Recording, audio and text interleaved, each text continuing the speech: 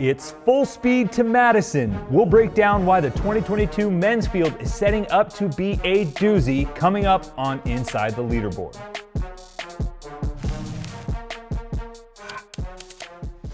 Hey everyone, Tommy Marquez here with the men's field edition of Inside the Leaderboard in our coverage leading up to the games.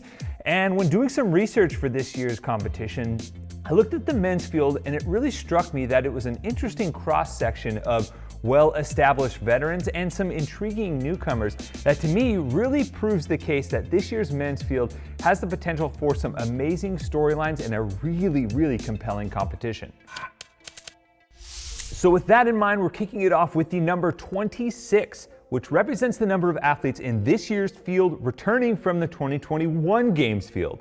When you consider athletes that retired or switched divisions this season, only 35 male athletes in total from 2021 tried to make it back, meaning that 74.3% of those athletes were successful in doing so.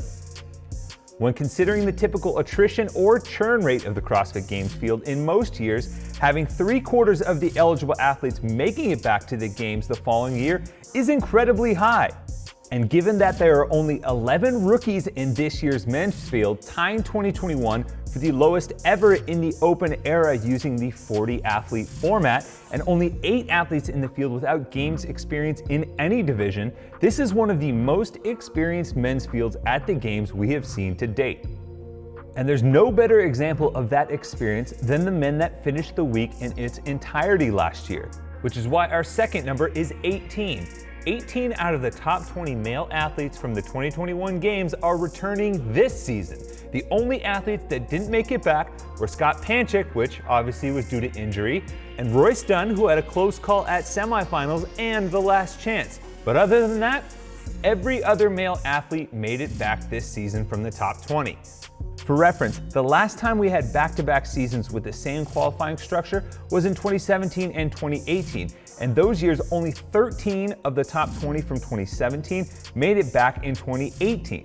That means we're gonna have us a tremendous sample this season for a year-to-year comparison around who improved, who didn't, and if any of these rookies show up big, they're unseating a Games-tested, highly qualified field that gives their performance more weight in my opinion, particularly if they crack the top 10, or even better, surprise us with a podium. Which leads us to our last number, and if a top 10 finish is going to be tough sledding, then a podium finish would be like winning the Iditarod, because our final number 12 represents the 12 podium finishes amassed by the men currently in this year's field.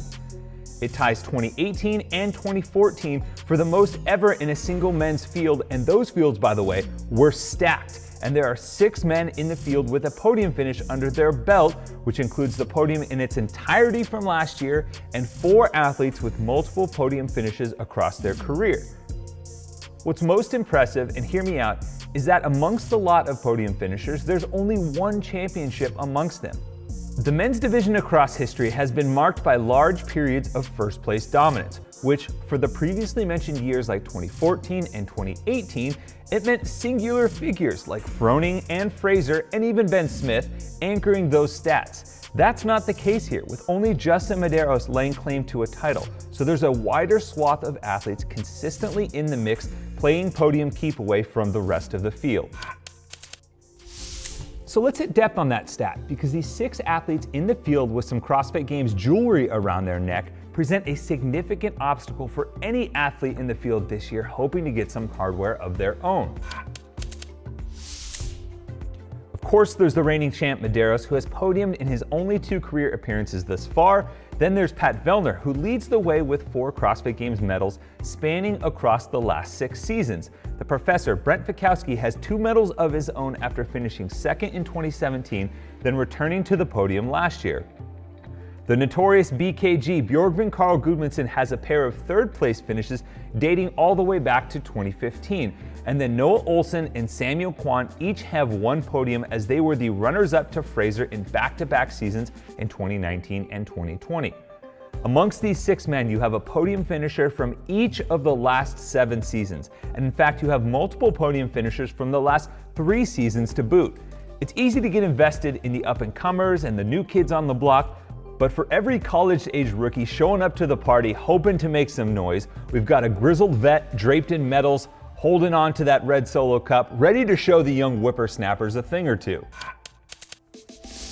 And those are the athletes on polar opposite ends of the spectrum. You still have athletes that are sensational rising stars like Guy Mayeros or Lazar Djukic, and then X-Factor athletes like Roman Khrennikov, who 5 seasons after first qualifying in 2018 is finally going to step onto the competition floor in person in Madison this year.